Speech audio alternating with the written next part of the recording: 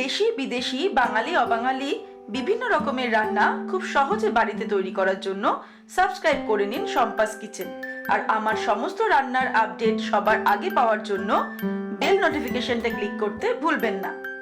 নমস্কার, welcome to Shampa's kitchen. Shampa রান্নাঘরে আপনাদের সকলকে স্বাগত জানাই। মাছ মাংসর পাশাপাশি যারা ডিম ভালোবাসে আমার মতো, তাদের জন্য এই রেসিপিটা। আপনারা দেখুন, আমি আজকে তৈরি করছি এগ মাঞ্চুরিয়ান। দারুণ টেস্টি এই রেসিপিটা আমি কি করে তৈরি করছি আপনারা দেখে নিন। ভালো লাগলে অনুরোধ রইল একটা লাইক এবং সকলের সঙ্গে শেয়ার করার জন্য।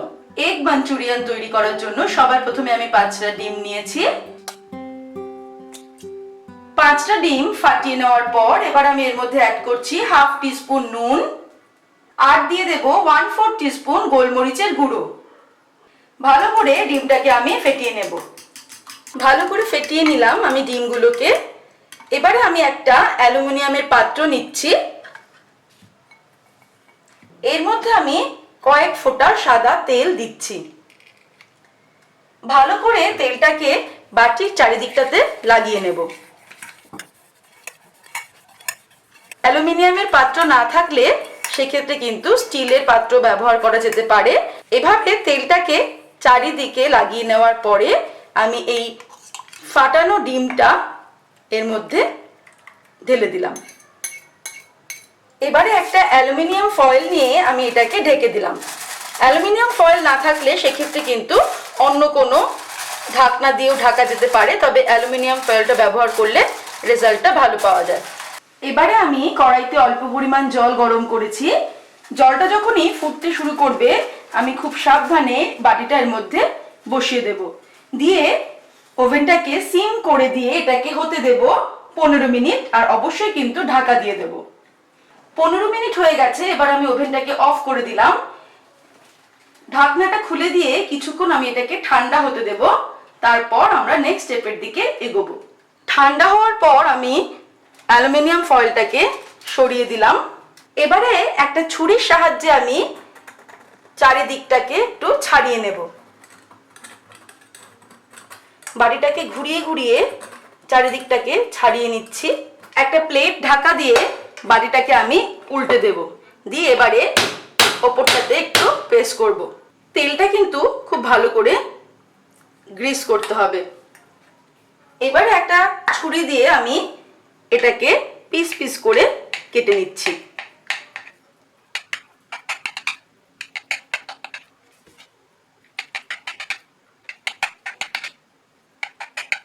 ডিমগুলোকে পিস পিস করে কেটে নেওয়ার পর এবারে আমি একটা বোল নিয়ে নিয়েছি।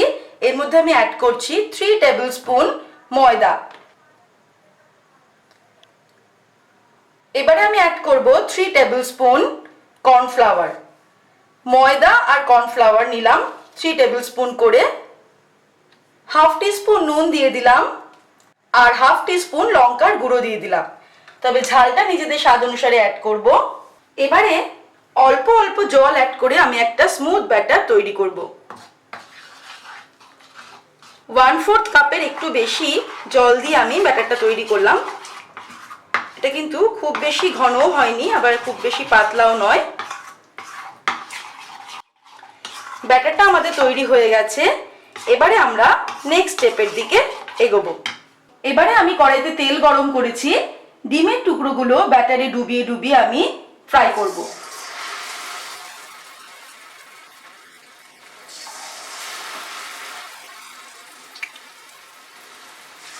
হালকা আঁচে আমাদের ফ্রাই করতে হবে, আঁচটাকে বাড়িয়ে নিলে কিন্তু চলবে না।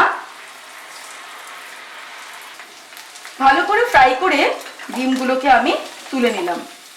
এভাবে সবকটা টুকরোই আমি ব্যাটারে ডুবিয়ে ডুবিয়ে ফ্রাই করে নেব। এবারে ফাইনাল স্টেপে আমি একটা প্যান গরম করে তার মধ্যে আমি 2 টেবিল স্পুন সাদা তেল দিয়েছি। এর মধ্যে আমি দিয়ে দিচ্ছি আদা কুচি 1 টিস্পুন, রসুন কুচি 1 টিস্পুন। আদা রসুন কুচিটা 30 সেকেন্ড মতো ফ্রাই করে নিয়ে আমি এর মধ্যে অ্যাড করে দেব পেঁয়াজ কুচি। একটা মাঝারি সাইজের পেঁয়াজ আমি কুচিয়ে রেখেছিলাম, দিয়ে দিলাম।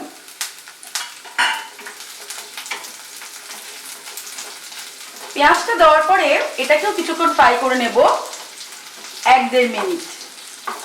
পেঁয়াজটাকে ফ্রাই করার পর আমি এর মধ্যে অ্যাড করে দিচ্ছি একটা ছোট সাইজের ক্যাপসিকাম ছোট ছোট টুকরো করে কেটে রেখেছি, আর 2-3টে কাঁচা লঙ্কা কুচিয়ে রেখেছি। এবারে আমি হাই ফ্লেমে আরো 1 মিনিট সবজিগুলোকে ফ্রাই করে নেব।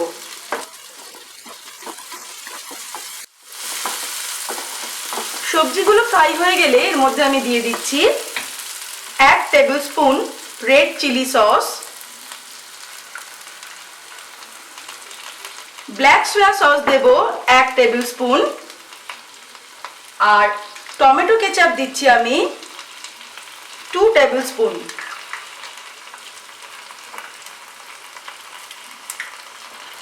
ভালো করে মিক্স করে নেব। হাই ফ্লেমে কিন্তু আমি রান্নাটা করছি। স্বাদ অনুসারে অল্প আমি নুন দিয়ে দেব।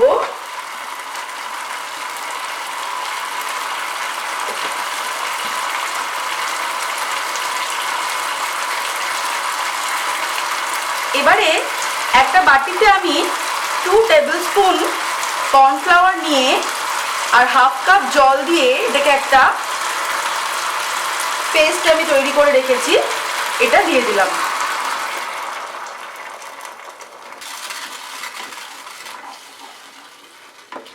হাই ফ্লেমে এবার এটাকে আমি রান্না করব, আর এর মধ্যে আমি এবারে ফ্রাই করে রাখা মাঞ্চুরিয়ানগুলো অর্থাৎ এগ মাঞ্চুরিয়ানগুলো দিয়ে দিলাম। ভালো করে টস করে নেব। ভালো করে মিশিয়ে নিলাম, আর একদম শেষে আমি অ্যাড করে দিচ্ছি 1 টেবিল স্পুন মতো স্প্রিং অনিয়ন কুচিয়ে রেখেছিলাম সেটাকে। আমাদের এগ মাঞ্চুরিয়ান কিন্তু একদম রেডি টু সার্ভ। এবার এটাকে গরম গরম ফ্রাইড রাইস অথবা যে কোনো রাইসের সঙ্গে অথবা রুটি, রুমালি রুটি, পরোটা এগুলোর সঙ্গে কিন্তু সার্ভ করে দেব। তৈরি হয়ে গেছে আমাদের দুর্গাপুজো স্পেশাল পর্বের তৃতীয় রেসিপি এগ মাঞ্চুরিয়ান। আপনারা দেখলেন আমি কত সহজে ডিমের এই দারুণ টেস্টি রেসিপিটা তৈরি করলাম। এবার গরম গরম ফ্রাইড রাইসের সঙ্গে দুপুরে অথবা রাত্রে যে কোনো মেনুতে কিন্তু এটা দারুণ জমে যাবে। আমার রেসিপিটা ভালো লাগলে আপনারা একটা লাইক করতে এবং সকলের সঙ্গে শেয়ার করতে ভুলবেন না। ভালো থাকবেন, সুস্থ থাকবেন। আমি আবার হাজির হব নতুন নতুন রেসিপির সঙ্গে।